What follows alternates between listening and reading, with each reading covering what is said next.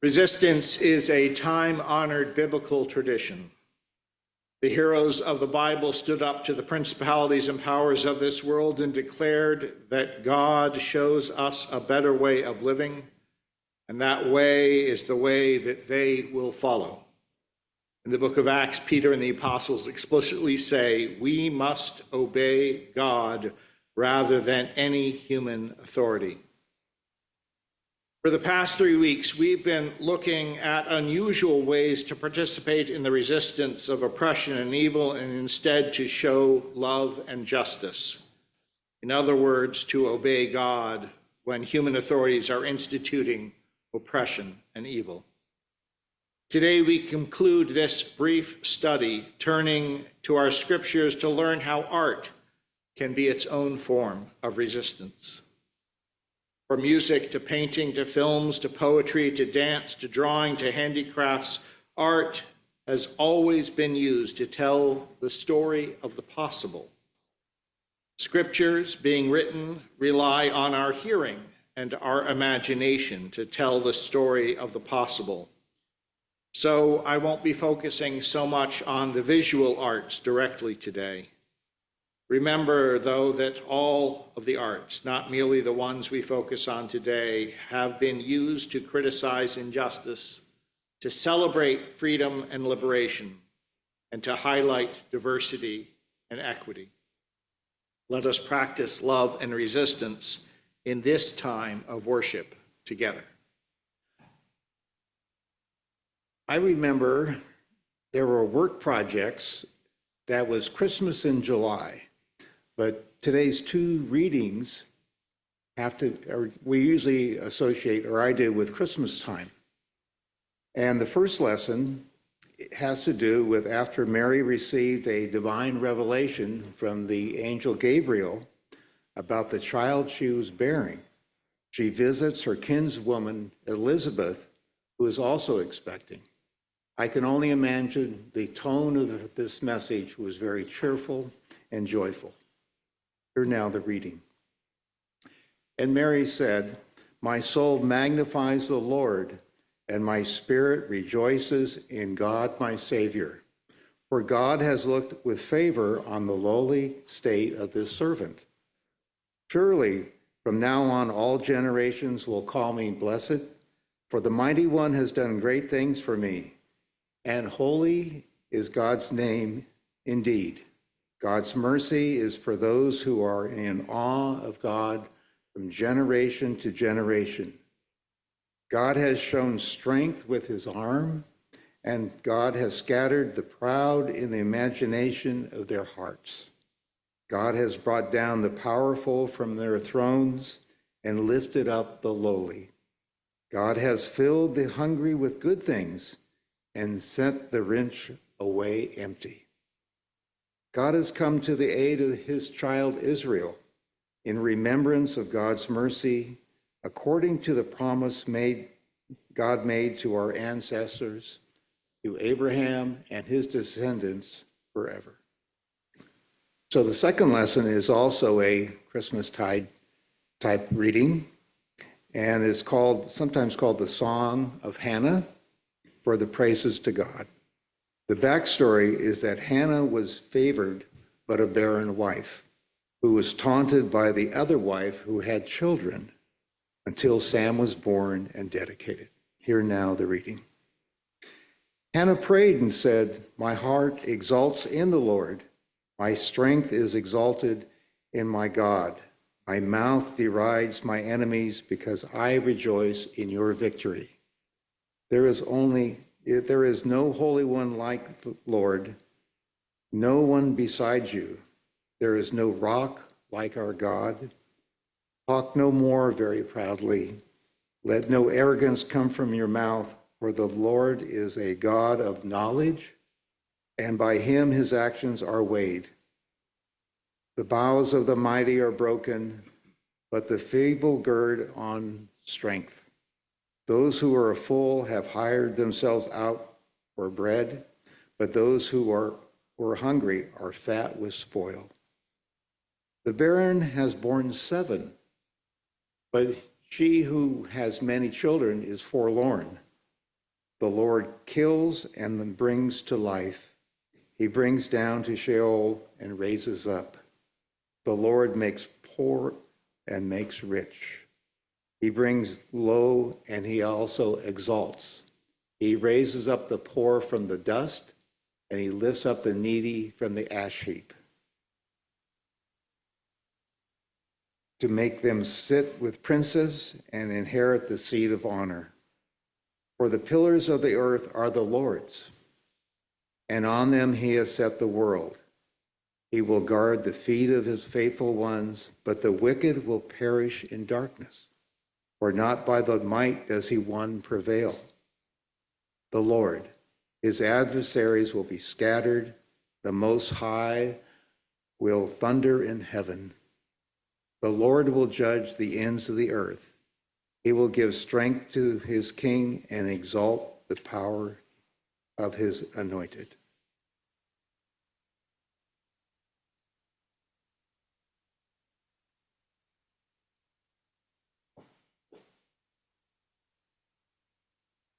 We are gentle, angry people, and we are singing for our lives.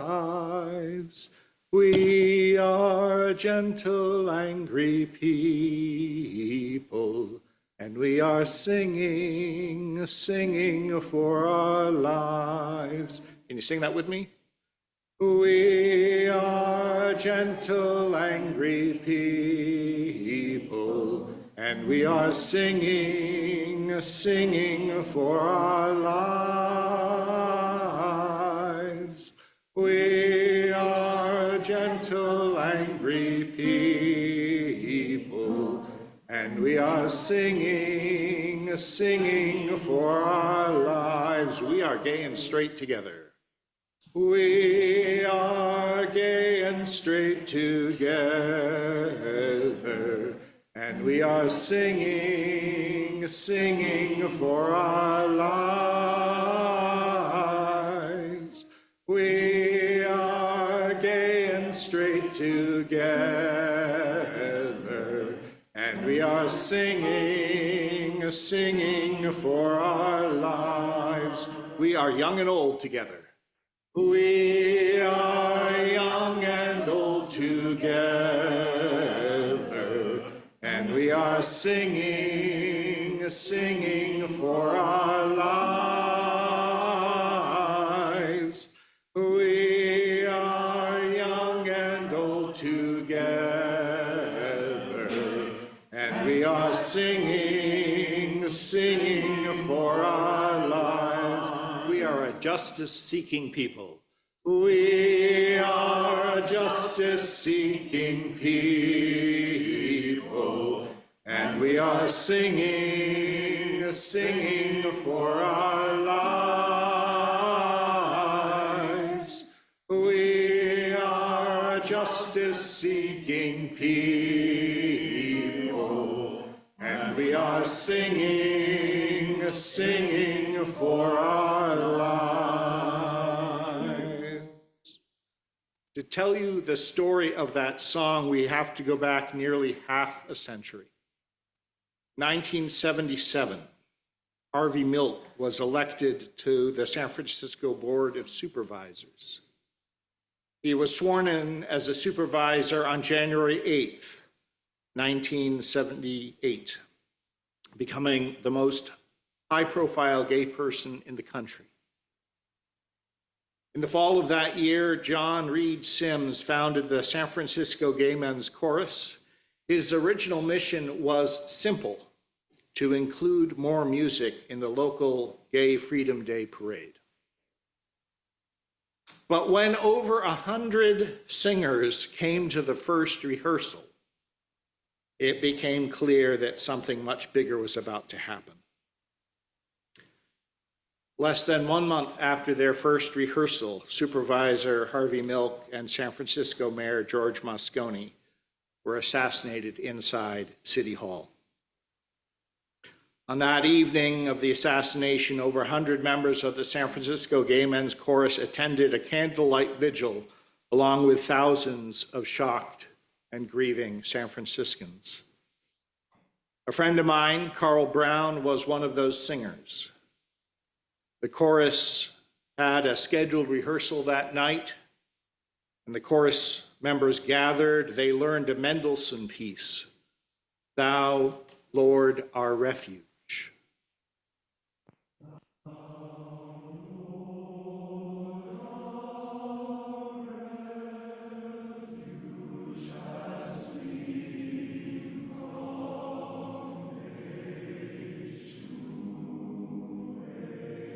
Carl remembers taking the bus with fellow choristers to City Hall to the vigil that had spontaneously gathered. The chorus sang this Mendelssohn piece that they had just learned. It was their first public performance. Carl told me that he, like so many of his fellow San Franciscans, were feeling shocked, devastated, and angry, and that the singing helped. The singing was a political act. The singing was a way of fighting back. There was at least one other singer who came to the vigil, Holly Near, who had a singing career, an acting career that started in the mid-1960s when she attended Ukiah High School. In 1969, Near was in the cast of a Broadway production of Hair. Interviewed for a broadcast very recently, Near talked about an incident that happened during the production of Hair that became a learning moment for her about how art can be a form of resistance. Here's a little edited clip from that interview. The lead stopped the show and said, we want to acknowledge the fact that these students have been killed at Kent State while they were protesting the war. And this is an anti-war show. It's against all the equity union rules to mess with the show, to stop it. And everybody voted to do it. So watching that was an early example for me of what people could do and what artists could do. When news reached Near about the Milk and Moscone assassinations, she decided that she needed to get to the vigil. And on her way there, as she rode in the car to the vigil, a song was born. At the vigil, she taught the song to the people, and they sang along with her. We are a gentle, angry people, and we're singing for our lives. We are a gay and lesbian people, and we're singing for our lives. For many in the crowd, this was the first time they had ever said those words aloud, first time they'd ever claimed their own identity as gay and lesbian people. That night, people sang together, they breathed together, they united in spirit and grief, and they united in song. There's something about the lyrics of Near's song, Singing for Our Lives, that brings me back to the songs of Mary and Hannah. These women, surprised by pregnancy, sing songs that articulate a vision of what could be. A world where everyone has enough and no one has too much. A world where the powers that be let go of the power of militarism and embrace the power of love. In her song, Singing for Our Lives, I think Holly Near articulates a similar vision. As allies started singing the song too, the line, we are a gay and lesbian people, became we are gay and straight together. Near has since said, and then we learned a lot more about sexuality. And now I can't fit all the words into the meter of the song. But whatever door you walk through to your very essence, just know that we see you. Over the years, verses have been added. The first verse has changed from we are an angry people to we are a loving people. Though there are days that I need to sing about my anger, let's sing it with loving. We are a gentle, loving people,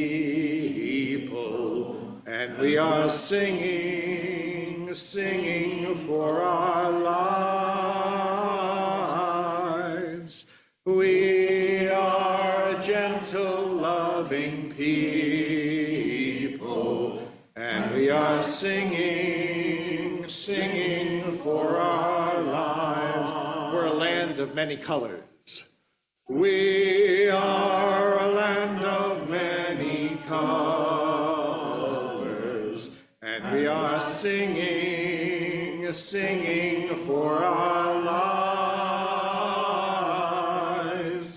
We are a land of many colors, and we are singing, singing for our lives. We are weavers of a new vision.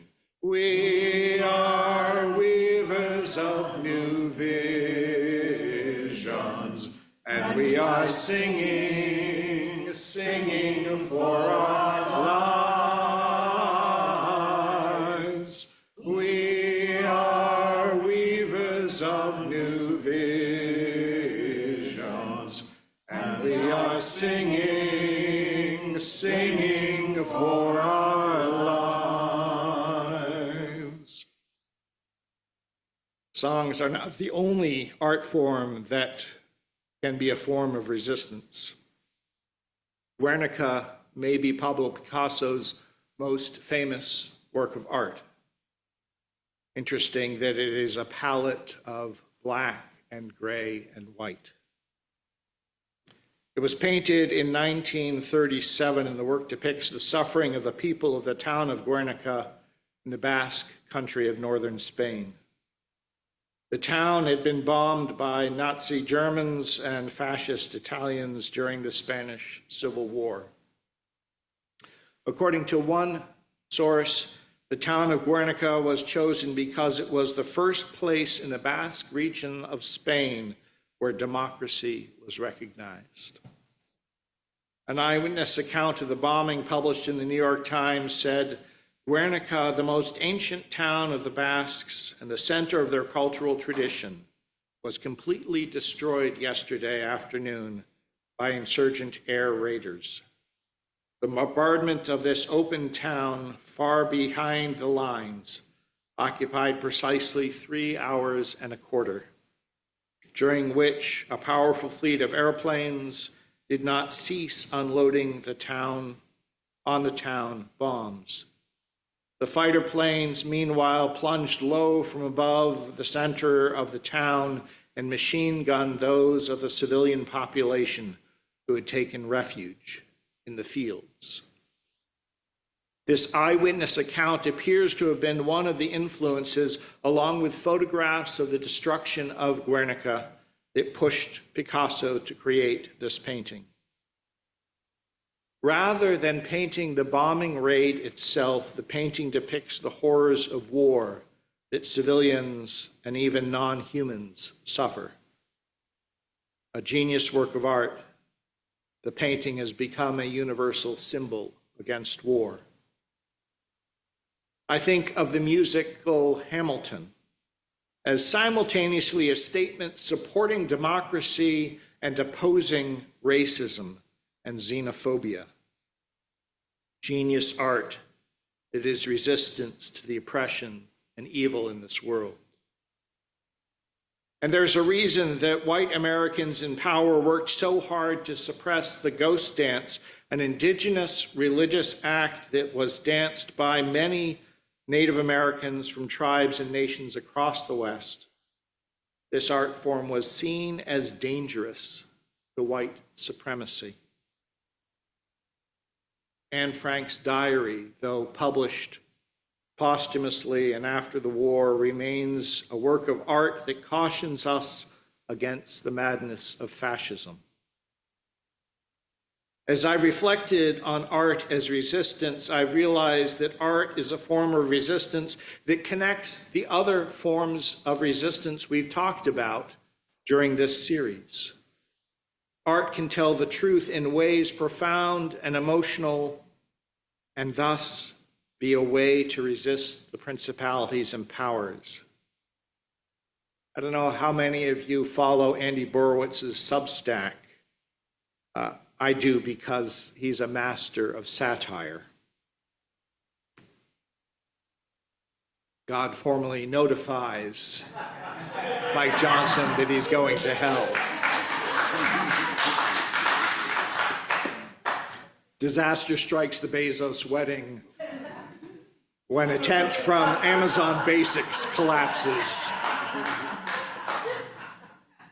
Supreme Court rules that they no longer exist.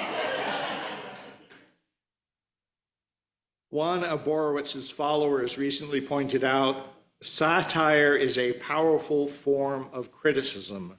Moreover, it only works if the criticism expressed by it is accurate, and so it is also fair. Art can be a form of rest. I know that for me, singing with the Golden Gate Men's Chorus is good for my soul and for my psyche. Yes, each rehearsal takes about 7 hours of my time, including commuting into San Francisco and back. But it is restful because it is immersive. I leave behind my work and I focus on doing something creative that's creative in a different way from everything else that I do. Something creative done in community. And I am not in charge, which I really like. Those 7 hours empower my work in the rest of the week in a way that nothing else I do does.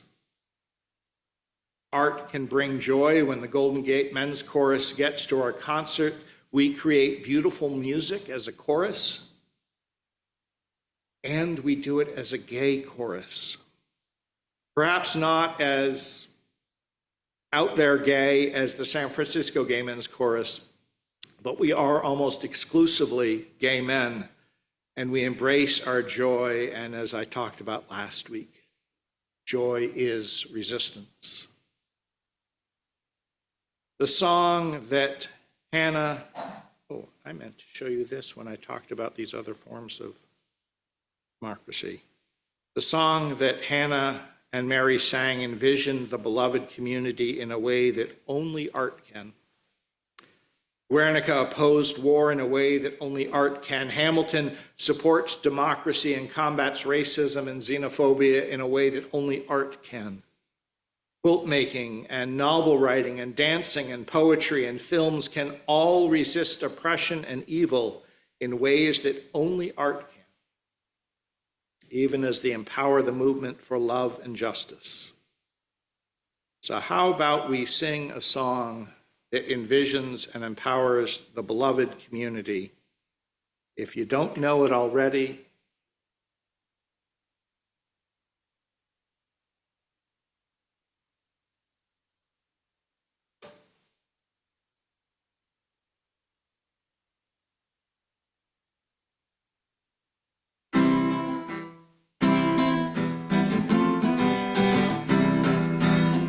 if I had a hammer, I'd a hammer in the morning, I'd a hammer in the evening, all over this land.